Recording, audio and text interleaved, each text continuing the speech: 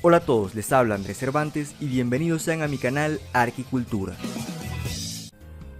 Continuando con el repaso de las 7 maravillas del mundo antiguo, es hora de ver una cuyo legado ha perdurado a lo largo de los siglos, la tumba del rey Mausolo, también conocida como el Mausoleo de Halicarnaso. La historia empieza en Caria, ubicada al oeste de Asia Menor. En el pasado, este territorio era griego, pero ahora estaba bajo el poder de los persas. Por esta época, Artajerjes II era rey de Persia, y este asignaba gobernantes persas a cada provincia bajo su dominio. Estos gobernantes tenían el título de sátrapa. Sin embargo, para el caso de Caria no escogió a un persa, sino a una familia tradicional de la región, en cabeza de Hecatomno de Milasa, que había colaborado con Artajerjes en diversos asuntos. En el 377 a.C., después de la muerte de Hecatomno, su hijo Mausolo recibe el título de sátrapa de Caria. Mausolo traslada la capital de Caria desde Milasa hasta Halicarnaso, la cual solo era una ciudad de paso. Pero ahora como capital, Mausolo empezó a construir murallas y palacios para poner la ciudad a la altura de una capital, dejando desde ya un espacio para su lugar de sepultura. Este espacio era una gran plaza de 240 por 105 metros, con una plataforma en medio para construir la monumental tumba. La buena relación de Mausolo con Artajerjes hizo que la provincia de Caria tuviera cierta independencia, superior a las de otras provincias persas, al punto que, en ocasiones, las fuentes no presentan a Mausolo como sátrapa, sino como rey. En el 353 a.C. muere Mausolo, y su esposa y hermana Artemisia recibe el título de sátrapa de Caria. Cuenta la leyenda que Artemisia quería permanecer como tumba viva de su esposo, por lo que se tomó las cenizas de Mausolo, y en su honor organiza toda una serie de eventos conmemorativos, e inicia la construcción de una magnífica tumba. Aunque se cree que esto no es del todo correcto, ya que lo más probable es que la tumba hubiese sido proyectada e incluso iniciada por el mismo Mausolo en vida. Se dice que para su tumba se inspiró en la tumba de Ciro el Grande, pero la de él sería más grande. Piteo y Sátiro fueron los arquitectos encargados de hacer la obra. El edificio fue hecho en ladrillo y se compondría de varios niveles. Primero, la parte baja. Esta tendría 38 por 32 metros de base y 13 de altura. Desde aquí, una escalera bajaría hacia un sótano, destinado para ser la cámara funeraria, donde se pondrían los restos de Mausolo en un sarcófago de mármol. No hay muchos registros al respecto, pero las hipótesis sugieren que existía una escalera dentro de la pared, la cual servía para llegar a la parte superior. En el siguiente nivel encontramos una columnata bordeando un recinto central. En total son 36 columnas jónicas.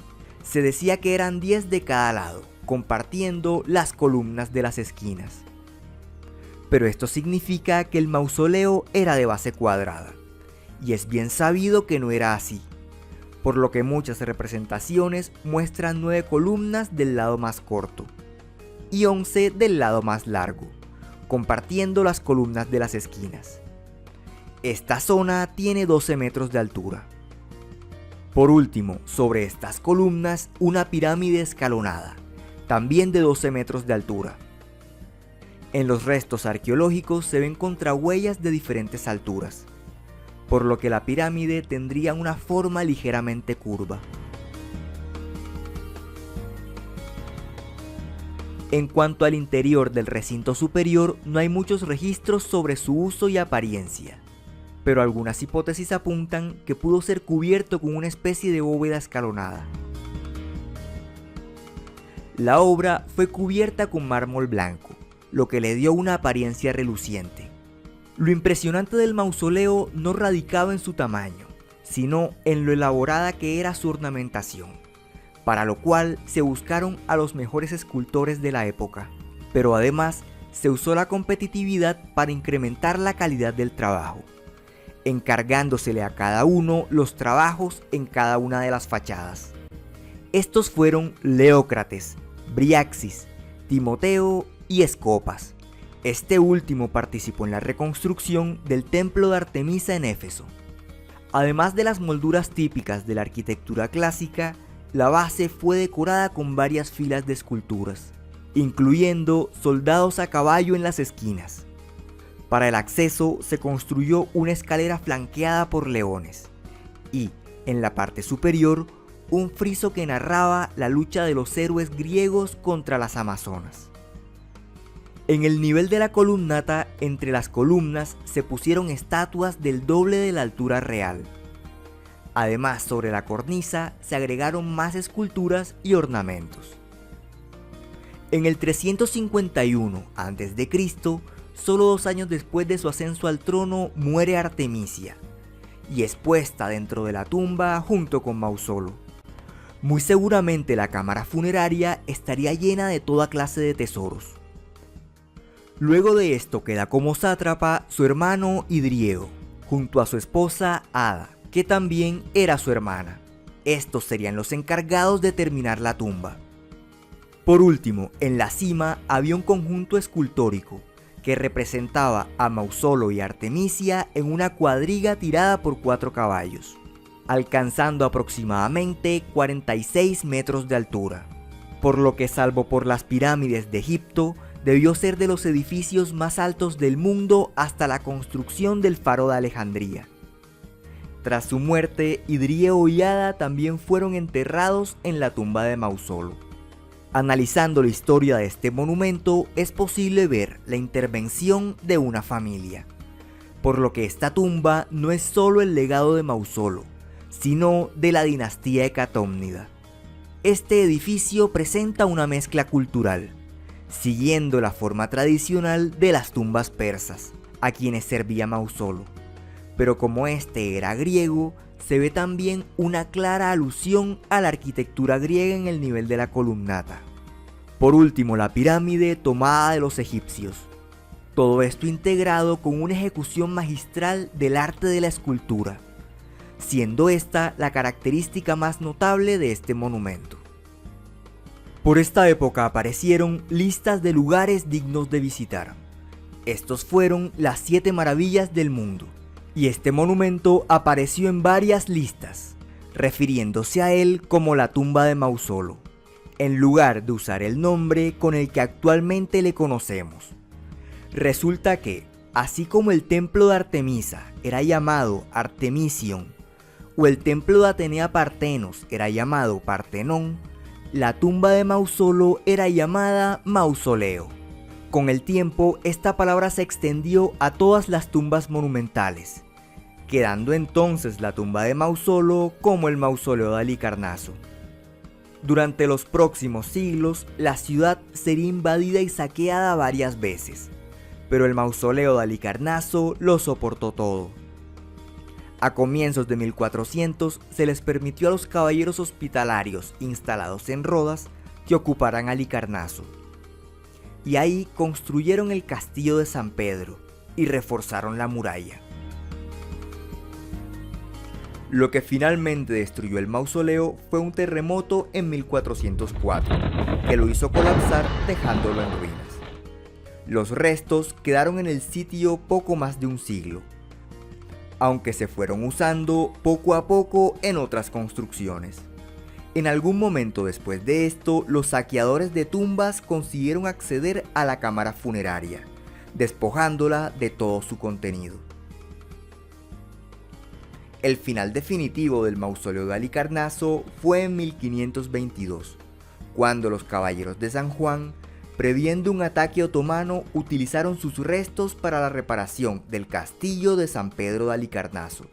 Sin embargo, los otomanos terminaron tomando la ciudad de todos modos. Parece que gracias al castillo de San Pedro, por esta época la ciudad era llamada Petronium, de donde procede Bodrum, el nombre que le dieron los otomanos y que lo conserva hasta la actualidad. Con el paso de los siglos, gracias a rellenos, cambios en la morfología urbana y nuevas construcciones, el paradero del mausoleo de Halicarnaso se perdió. En 1857, el arqueólogo británico Charles Thomas Newton fue enviado para encontrar los restos del mausoleo, y lo consiguió. Los sedimentos habían ocultado frisos, tambores de columnas y restos de estatuas, entre las que destacan dos por su estado de conservación, un hombre y una mujer. Sin embargo, el hallazgo más impresionante de todos fue la cabeza de uno de los 4 caballos que estaba en el conjunto escultórico superior. El caballo, las 2 estatuas y varias otras piezas fueron llevadas este año a Londres, para exhibirlas en ya saben dónde. Conforme avanzaron las excavaciones, se fueron encontrando cada vez más piezas del mausoleo, de las cuales las de mayor valor estético se encuentran en museos, mientras las demás han sido organizadas en el lugar para su estudio. Aunque ya no exista, este monumento ha inspirado a otros tantos a lo largo de los siglos, no solo en arquitectura funeraria, sino en todo tipo de usos. Por lo que cada vez que veamos una pirámide escalonada sostenida por columnas o una cuadriga en lo alto de un edificio, debemos recordar que este es el legado del mausoleo de Halicarnaso.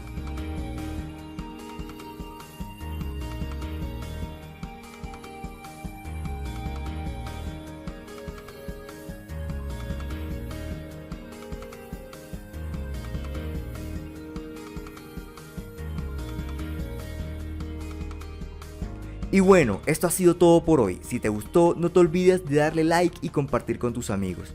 Y para que no te pierdas de próximos contenidos, suscríbete a mi canal de YouTube y sígueme en las redes sociales de Facebook e Instagram. Les habló Andrés Cervantes, hasta la próxima.